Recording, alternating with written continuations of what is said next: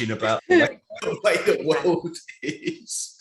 So, good morning, good afternoon, good evening, wherever you are, whenever you're able to tune into this very special birthday conversation.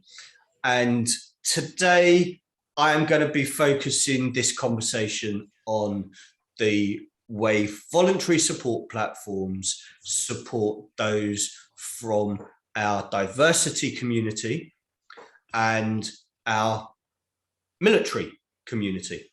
And APA is absolutely delighted that one of our own members has experience in both these camps and is open and confident and congruent enough to share some of their experiences with you out there as to how voluntary support platforms have benefited them. So, without drum roll, without special effects and the cheering crowd, please welcome a very special guest for this conversation. There you go. There she is. Donna, thank you for joining us. I know you are out and about in your soon-to-be converted therapeutic minibus. Yeah. We'll talk about that shortly. But let's give everyone a bit of a glimpse into the world that you have experienced, and then we'll get into how voluntary support platforms have played their part for you. Yeah. So let them know where you've been. What have you been up to? So I've served in the armed forces, kind of gone through that environment of, you know, it wasn't the best. It wasn't what I thought it would be. It wasn't always an enjoyable experience. Came out the forces, didn't have a great transition, went through a period of really poor mental health, and then, to cut a long story short, retrained as a therapist, now counsellor, EMDR therapist, does CBT, life coaching, work performance coaching, and set up a community interest company called Shifting Our Minds. And we'd offer complementary therapies to support the psychological therapies, so like deep tissue massage that works with EMDR, as we know, kind of works in conjunction with that body stuff. We offer training and workshops around mental health, looking at military, LGBT, and then we've got our minibus that does the outreach services for homeless, disabled, older, women and LGBT veterans. Men are well supported, but we don't say no. Yeah, and I think it's those perceptions of the communities that you serve has really been shaped by organizations with very kind of narrow support systems and very much funding driven in that support, aren't they? Yeah, definitely. You know, it's like we don't have any funding. We're unwaged, but we do the best that we can. We've got 140 plus clients on our caseload, and we don't restrict sessions. You know, we all know that restricted sessions don't always work. Sometimes it does work because it gives somebody that focus and that drive to do that work in that short space of time. But when we're working with the trauma that we're working with the armed forces, 6 sessions, 12 sessions is no good. You know, it has to be long term. So we get people booked in for 3 months as a minimum. And then that lets people know that we're committed to working with them. And because I'm a veteran myself. And just looking at your own experience in that transition, I don't want to focus too much on the experience in the forces, because obviously there are things within that we cannot discuss, and you know, you signed a certain piece of paperwork that says so. And as much as I would love to delve into that publicly, you know, we're not going to put you in that situation. The transition that you experienced, do you think that was tougher because of the diversity background that you have, Or do you think that was kind of generally standard experience for people exiting the armed forces?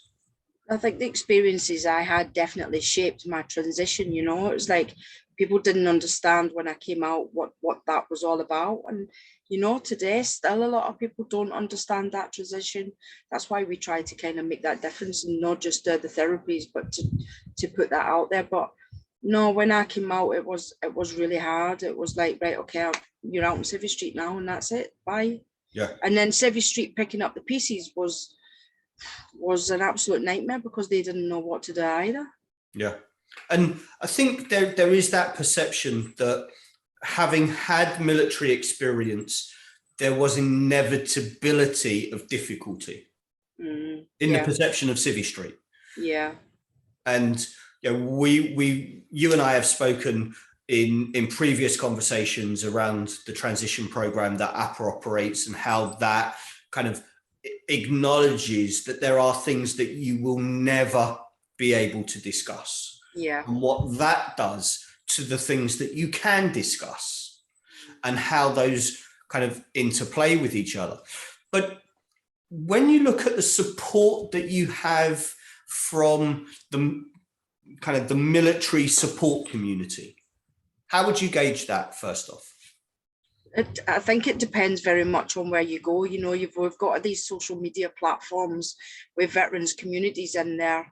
I think part of the problem is that when people come out, they go for armed forces group, veterans group to veterans environment, veterans breakfast meetings. And then it's harder then for people to integrate back into society because that's all they ever know. But within all that as well, it's the support from other veterans.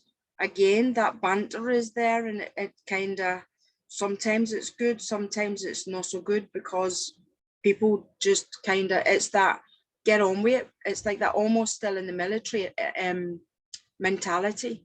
It's like, yeah, I'm having a really bad day, but you know what? You have to just get on with it. Yeah. And sometimes that kind of isolation within the silo of military experience, as you say, it can be counterproductive, but it's really the kind of social arena outside of that that doesn't allow that kind of transition from that silo. So it becomes the only support system for a lot of people, isn't it? And this is why I think that the work that you do in kind of promoting that external support away from it having to be the military environment only is quite telling. It's quite as well, you know, it's like the hardest part. You know, everybody has been in the forces and comes out as a veteran, but if you ask a woman about having served in the forces, she will tell you, well, I'm not a veteran. I don't feel like a veteran. Because everybody's vision, when you ask somebody to think about a veteran, they automatically think of a male at war. They don't think of any other gender, because it's not just male and female, there's the non-binary, but the people don't look at females as veterans. And so therefore females don't feel like veterans. And the biggest thing that's to do is to ask people, because we are taught to say our name, rank, and number and don't get into conversation. If you ask somebody the questions, they'll open up. And that's the thing, is providing that safe space and building that environment for that transition to take place in a way that's safe, that is productive, that's also conducive to the individual that you're talking to. And that level of understanding is only just beginning to find its feet. And you know, the work that you do is definitely leading that. When you add in the mix of LGBTQ and the kind of a phrase that I heard a couple of days ago from a colleague in New Zealand, was the rainbow community. Do you think that has a bigger impact with military service than it might otherwise have elsewhere? Because it's not been accepted. I am a gay woman, having served in the forces, And for many, many years, being gay in the forces wasn't allowed. It was against regulations. And therefore that attitude still stands in a lot of ways, because a lot of people, it's entrenched in people, isn't it? To change that attitude means they change their beliefs and treat people accordingly, equally. Yeah. And a lot of the time it still doesn't happen. Yeah. So when you look at the therapeutic arena and that acceptance of individuals for where they are and who they are, whatever they've been through, whatever their background is, and a community that is, to all intents and phraseology, groomed into being under pressure, then mix that with the ingredient of you don't talk about it. Yeah.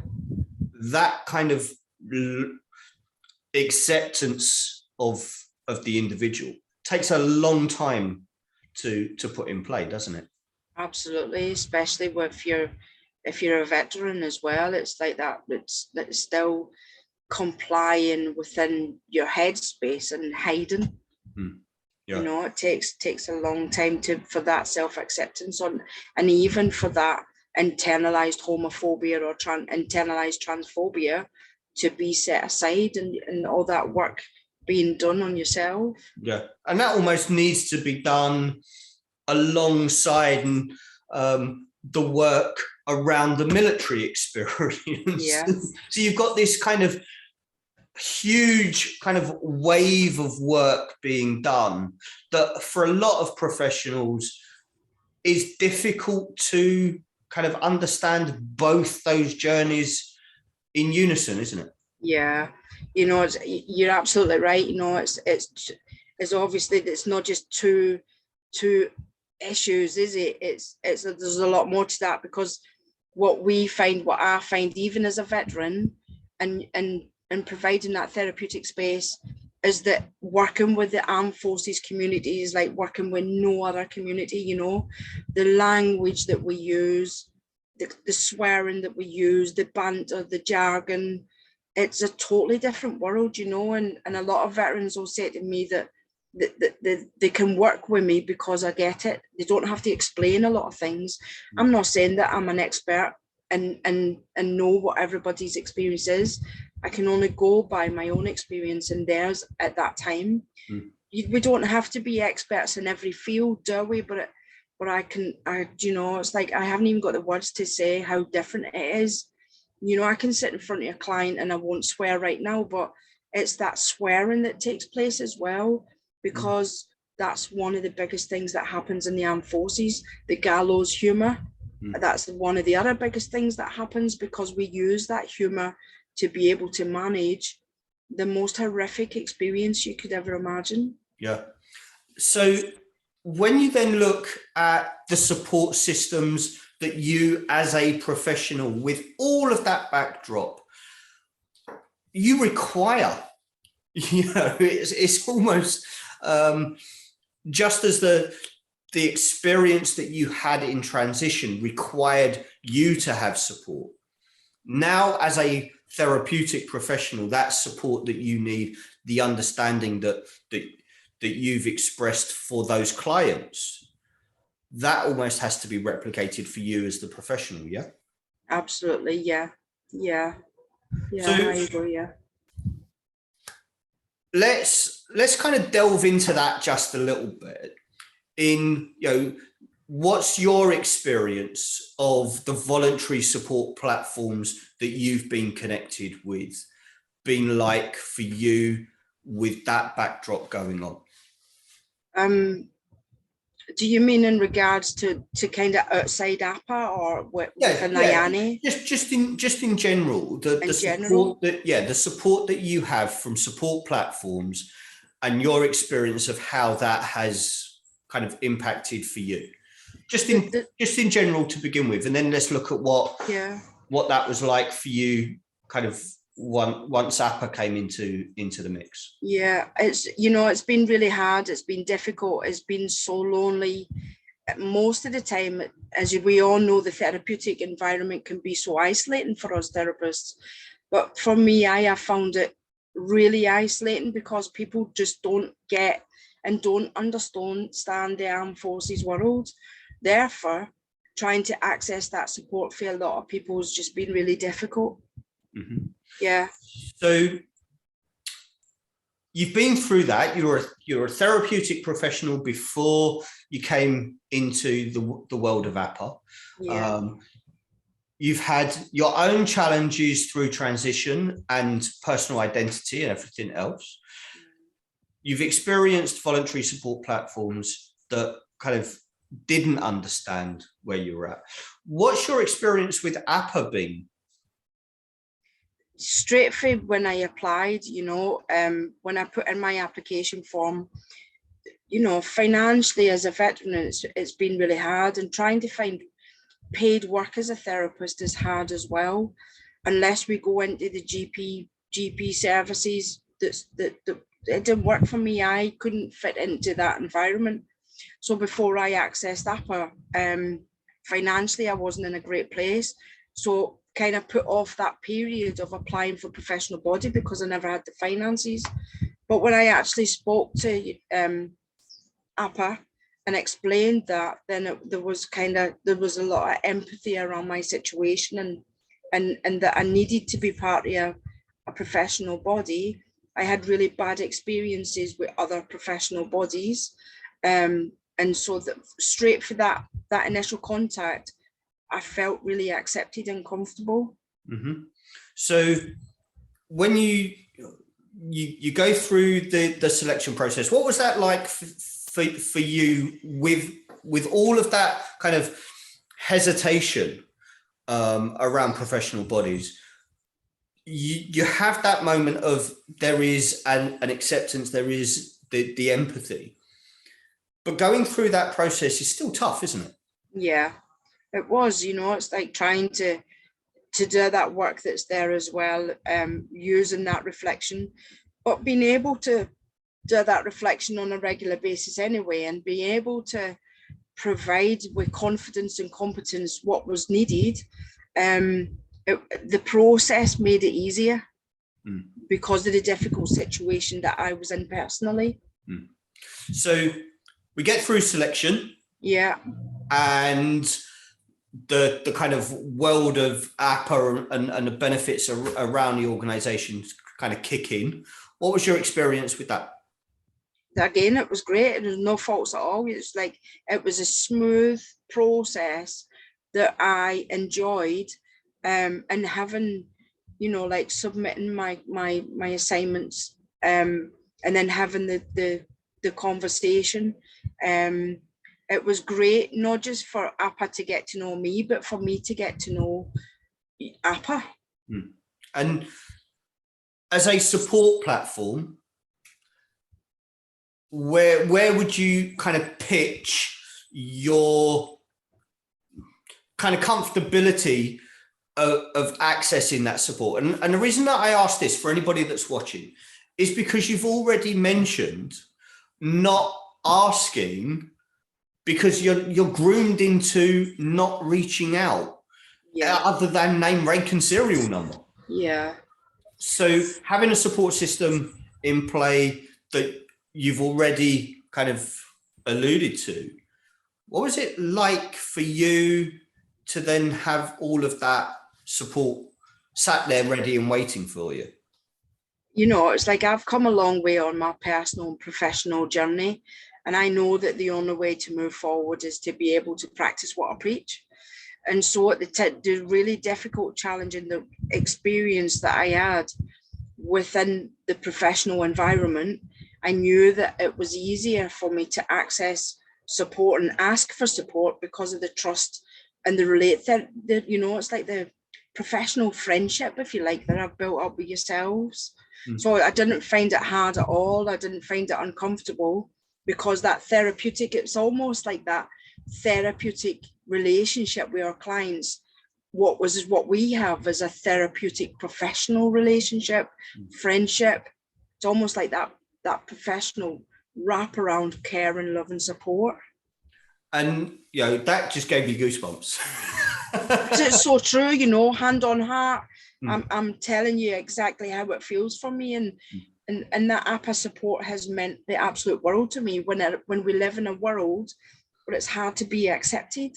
Yeah, and I think the idea that a voluntary support platform can deliver that atmosphere, that environment, that wraparound sensation is something that for a lot of people that have been through experiences within the Rainbows community and within the military, independently of those, would experience difficulty in kind of reaching out for. Would that be fair? Absolutely, spot on, because it's really hard to trust. It's really hard to get people to understand or experience. Yeah, and you know, you and I have had conversations around the military experience, and a lot of the banter that comes from that. And today, I don't think we're going to be breaking any confidences by kind of sharing that even today, you and I have laughed and kind of really roared at some of the insanity of military. And let's be fair, the phrase military intelligence. Really?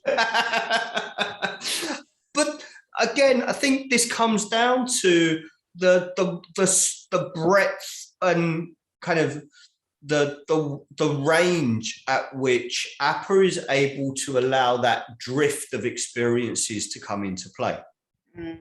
And when you look at the support that was, or the support experience that you had prior to APA, and compare it to the fact that you and I can have that gallows humor. We understand that banter and the way of communication in the backdrop that you've had. Yeah. Yeah, I was brought up to, you know, that was my that was my world. Yeah. So it's easier for me. But Siobhan has also had a huge military connection, and that as a pad's brat. Yeah, she's Sorry, Siobhan. she will be laughing at the fact, you know, she knows that she's a brat, and she will openly promote the fact, lovingly, as a lot of those in that category of experience often do. But being able to have that unofficial connection, how has that played out for you in your professional connections? Really well. You know, it's the difference between kind of, dare I say it, Heron and Marks and Spencer's. You know, it's like that support that might have been there in the past that was so bad, it's just so unbelievable. And the support for APA that is now and has been for the very beginning has been the words can't really just put it into play. You know, I think, you know, Siobhan and I at the end of this week will be having a conversation about all of the feedback and everything else that's come this week, and it is very much been a series of conversations around the support systems and how they've worked, and the kind of transition into APA that you've been through, the engagement and the banter and the ability to have that and to be accepted in the way that you've outlined is phenomenal. And I'm pretty sure, you know, Siobhan and I will pick that up when we have the end of week celebrations, really. You know, I think you should be really proud of the services that you do offer, you know, even on that, you know, I don't know if I'm kind of jumping ahead, but what I'm going to say is that even on that emergency contact, you know, it's like knowing that even that emergency supervision is there as well. It's such a, it just takes the pressure off. And I think I don't think I could have kind of led that any better, because when we look at some of the services that you have accessed, and we're not kind of going to go down explanations or anything else, but as you say, knowing that something is there is often as much support as somebody needs. Yeah. Isn't it? But it's no different. What the service that you provide for, certainly for myself, I can't speak for anybody else, but I do know the great work that you do, is exactly the same as the services that we provide for our clients, but on that professional scale. It's there, we're professional, we understand, we're empathic, and we take ourselves to that same level as what, that's what you do, that's what's done for me. Mm. And thank you for sharing that, and I want to thank you for your candor in all of the interactions that have been, because one of the things that you've experienced is the flashback or the kickback, if you like, from civilian environments to your own background, and being able to reach out and speak to APA when you've needed to, has been, inevitably, I'm going to guess, was a difficult reach out to contemplate, let alone to actually pick up the phone. Yeah, because it's that it kind of, we all know, don't we, when we're triggered in our professional environment, it takes us straight back into old stuff. And some of that old stuff, certainly for myself, was that belief around what was really going on. The things that happened in the military, a lot of it hasn't been believed as a female. That never happens. And so it's hard when we're still working in an environment that's predominantly male-led veterans, then it's still hard. It's like it's a hard environment to still keep going and push against. And so having the access that I've had, again, I'm just going to say it, has made that easier.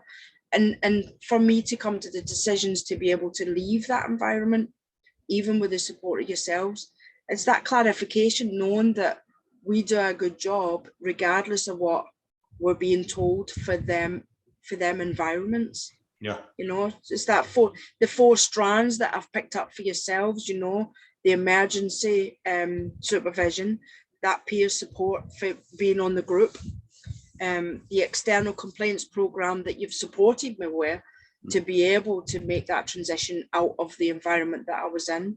And then there's the voluntary support programs. All 4 programs have helped me to really stay on my feet. Without that, I think I would probably have gave up professionally. And I could not think of a worse outcome, not only for you as a professional, but you as an individual, but also for those that you are already working with and those that are watching that in readiness to join in. And that's the thing I think a lot of people kind of forget, is that we are, in essence, working in a goldfish bowl. Our prospective clients are kind of like sharks circling around, waiting to find out whether or not this is something they want to taste. And that, I know, is very much an outlook and an approach of understanding that the military community will understand and accept. But it's sometimes something that a phraseology that the civilian world would find difficult. And I'm being very, very mindful that both sets of communities will be watching this conversation. There is that. So we, as much as you and I can go off into the banter and everything else that we both understand, and we can both enjoy and communicate, when we're having those conversations in a different environment as we are now, we are able to adjust. We are able to showcase both sides of that in a way that I don't feel, and I hope, doesn't come across as a risk to either audience. But again, having an effective voluntary support platform has made the difference, not just to you, but also to the way you're able to engage with your clients. Yeah. I mean, when you look at the year ahead for you, what does that look like now? The year ahead for us, kind of still springboarding off it APA's platform, really, you know, linking into still the social media support that's there. That's been massive as well, you know, to know that I can just go on there, I could put a question on there just to clarify, right, okay, that was what I thought, but I'm so grateful for people's input. That peer support is just like no other either, you know. So my year ahead is looking really good. Yeah. And I know that you mentioned right at the top of this, the minibus for the outreach stuff. Smile. Look, it's coming. I really am delighted to have heard what's happening with the minibus, because you are currently sat in one of the best offices I can imagine. Yeah.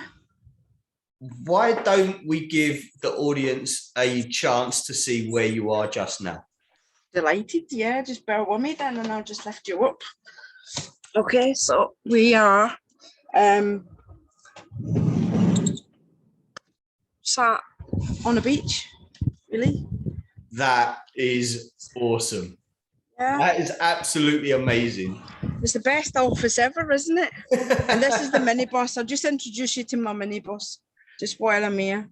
We were actually finalists in an award for excellence in supporting the armed forces community. So that was for the northeast of England.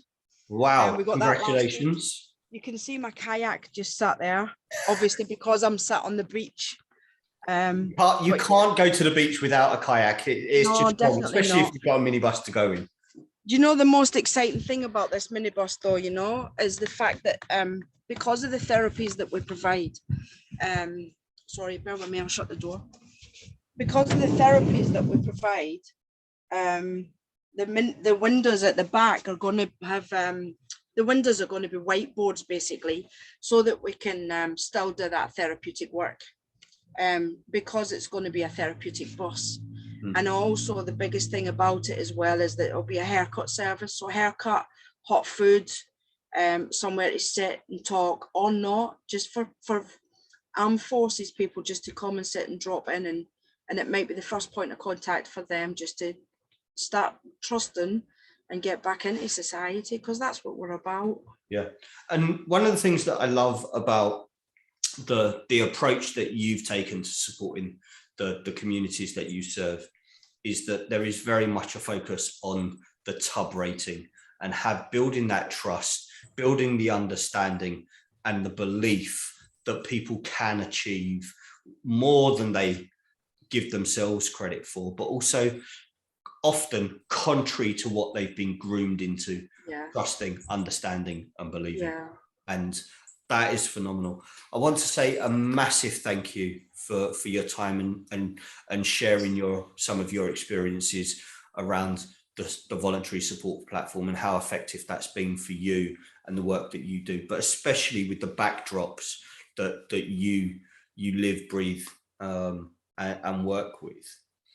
If there was anything that you could say to therapeutic professionals that, like you, have been through those lived experiences. Now, whether that's LGBT plus, whether that's the military, whether it's both. What would you like to say to those professionals?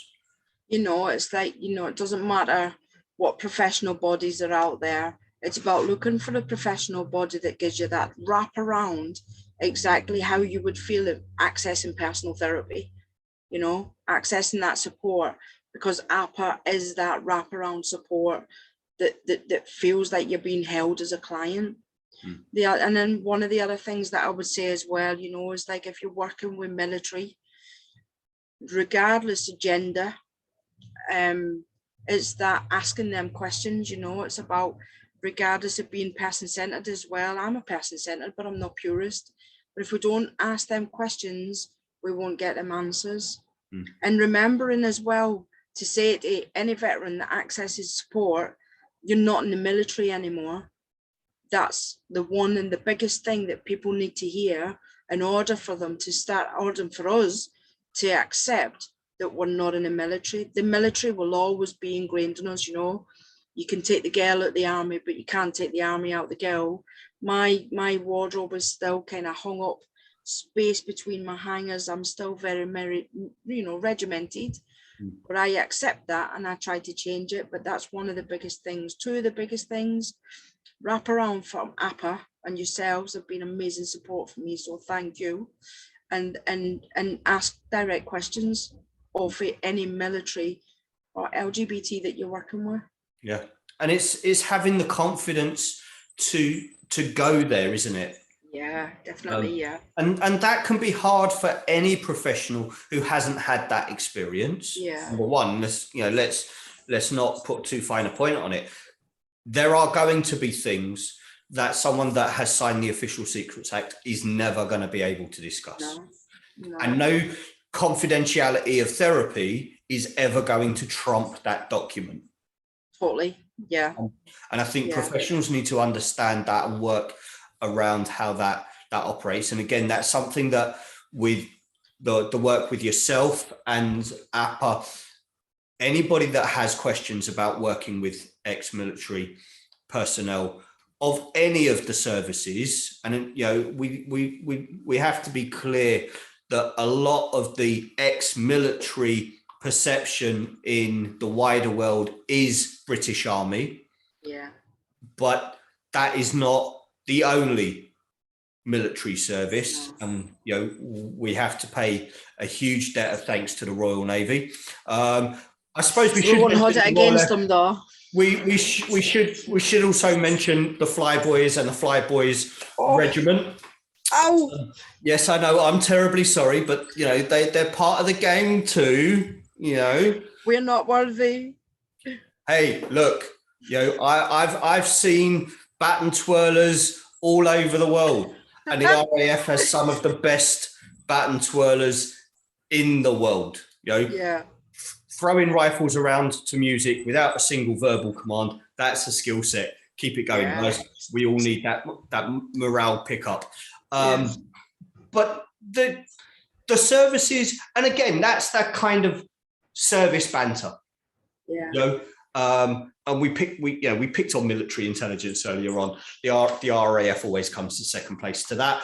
So you know, we can have that play, and I think it's good for professionals to understand those dynamics. Yeah, definitely. Yeah, because the client will bring that dynamic in the room. Yeah, and that's why I said earlier, you know, when you're working with military, it's a totally different world.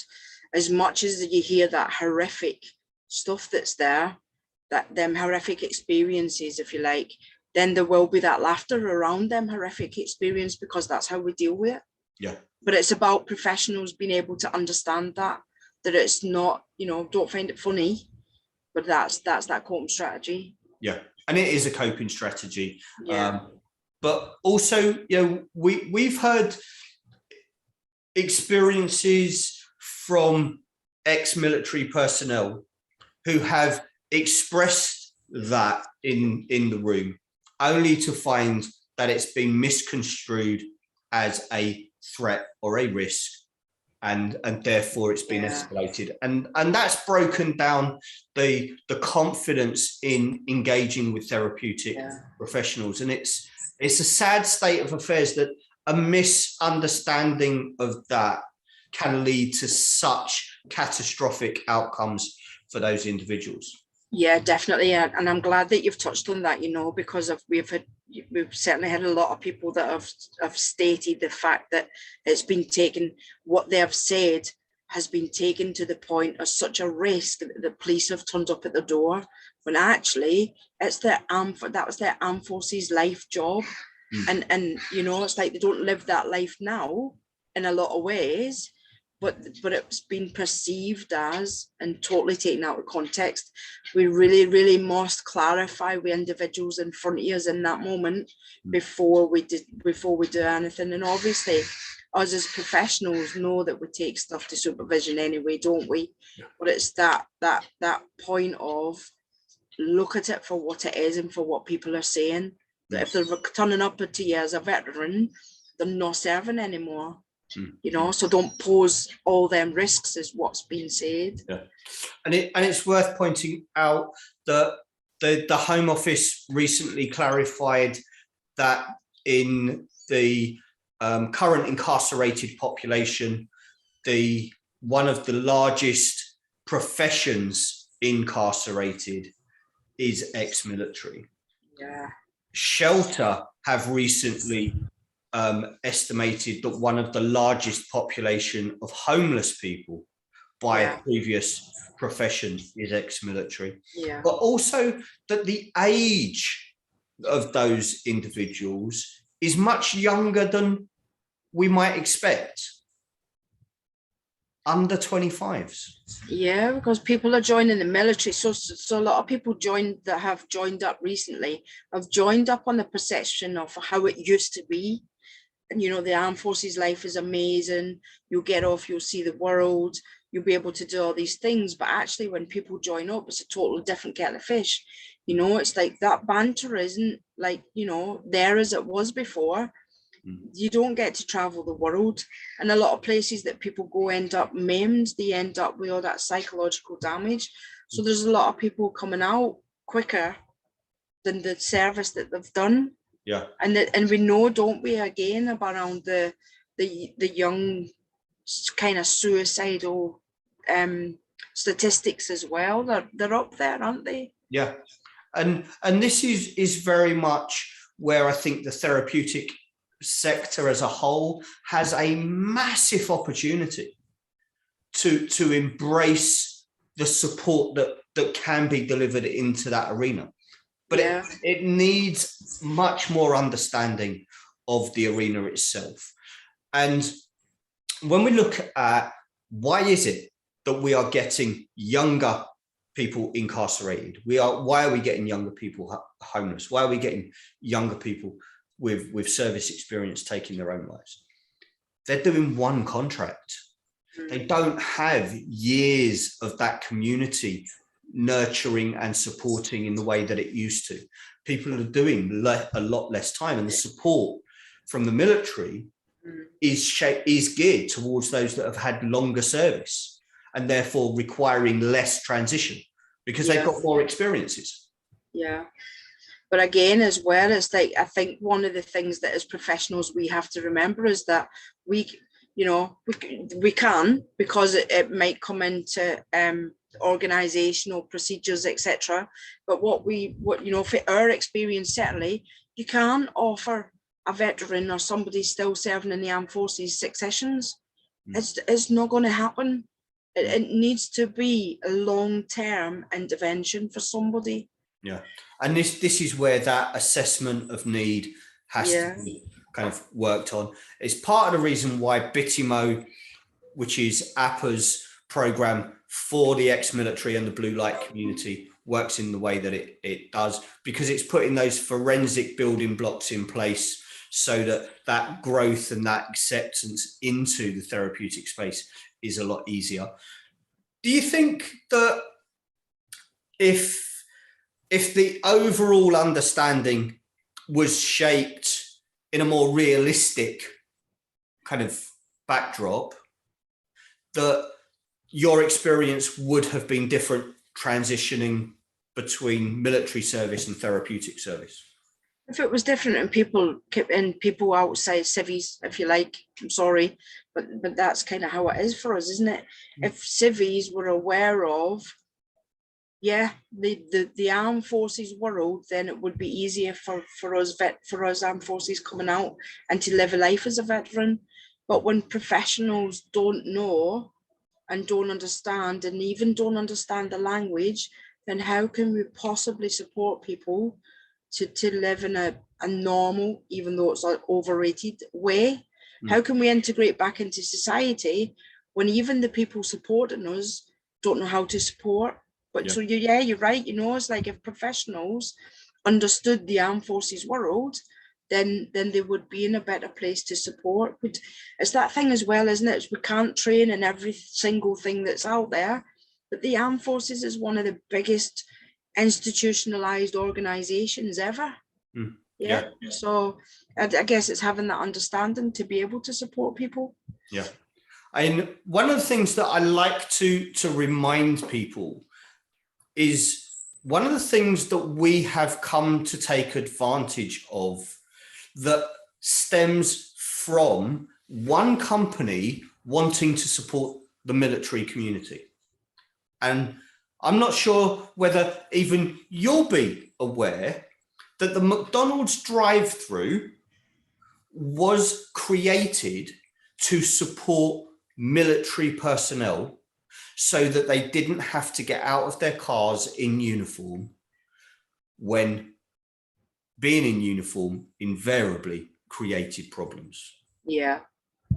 Now that, by way of a gesture from a corporate entity to support the military that has shaped so many billions of lives since, I think is testament to how important understanding the military can be. Yeah, definitely, and it's like even some of the organizations, like Costa Coffee, of all places, offers armed forces discount. I know that might seem like off the wall to even say that, but like you've just said, that's that understanding though, isn't it? That just goes a little bit further. Yeah. And before we wrap up, I want to point out the Armed Forces Covenant. If you are a therapeutic professional that wants to support the armed forces personnel, please make sure that you are comfortable with what the Armed Forces Covenant allows you to do and allows you to promote, because by understanding what is being done in your area by the Covenant, and all local authorities have an armed forces champion. All local authorities across the UK have a armed forces covenant commitment. Make sure you know what that is. Make sure what's happening in your area. And that will also open up client work for you. There's one other thing, if I can just expand on that, for like the LGBT community. One of the things that we done, God, way back in 2010 to get organizations, agencies, anybody to sit up and listen. A lot of people were saying, we're accessible, we're more accessible, but a lot of people weren't even accessible at the time, is to incorporate the rainbow into some of your work. I'm just going to put that there, Yep. So that's kind of putting it in there. And then we even changed like the armed forces, so as it was LGBT armed forces, incorporate the rainbow. It even has to be like just a little thing, even if it's in the eyeball somewhere in your marketing materials. It just lets somebody know that somebody in that organization understands who they are as individuals. That's all it takes. Yeah. And let's not forget that every individual carries their experience and the variations of all of the interactions that they've had throughout their life. Yeah. Whatever that background of experience is. The professional drift, to coin Windy Dryden's phrase, that is required so that the professional is the one that moves along the scale of need, not holding a hoop for a client to jump through is going to make the most amount of difference. Do you know what, Dave? A lot of people will say to me, how do I work with this transgender person? How do I work with this gay man? Well, we don't work any different. You still listen to them. We're all still the same individuals. We don't have to listen any different. Yeah. And by using identification labels that are external to make somebody feel better because they can identify somebody, only creates a divide between the two people. Again, it comes back to asking the questions as well. You know, when you're working with people that identify differently through the genders, ask them, you know, don't be afraid to ask, how do you want me to, you know, to discuss things with you? Yeah. How do you identify? Yeah. And identification is something that is on the rise. It's a very controversial kind of topic, but it's controversial because it's asking people to challenge their preconceived ideas about identity and what that means for them as an individual, rather than the individual that's coming with a specific diversity. Yeah. And if we can take away our fear of those diversities, and let's be honest, those fears have been put there for a reason. Yeah. Invariably a control reason, which is not what therapy is there to maintain. So for therapeutic professionals, whatever their background, if you have questions, if you have concerns around working with particular audiences, then come to your voluntary support platform. Get the information that works for you so that you can best support those audiences. Yeah. And if it challenges you beyond your comfort level, ask yourself why. Speak to your supervisor, speak to your own therapeutic journey, and engage with your support platform, because that's the only way those three elements are going to be able to support you and your client. Yeah. I want to say a massive thank you for your time. I said right at the top of this, your candor, your congruence is off the chart. I want to thank you for the work you do. And please, please keep that minibus going. I know there's a refurb on the way. Let's get a conversation recorded as soon as we can and showcase what you're doing in a bit more detail. But for now, I want to say a massive thank you. Thank you. Been great. For anyone that has watched, a massive thank you to you too. And if you have benefited from the conversation in any way, shape or form, that's going to benefit the work that you do, click on the link in the description for the video and you'll be able to validate what it is that you've gained and therefore gain an APA CPD certificate for the time. For now, take care and we'll see you all again soon. Bye-bye for now.